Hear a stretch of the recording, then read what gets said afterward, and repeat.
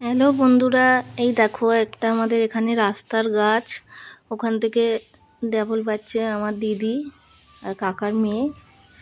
কতগুলো ড্যাফল পেরেছে দেখবে, খালি অনেক ড্যাফল পেরেছে। দেখো কত ড্যাফল পারবে এবারে।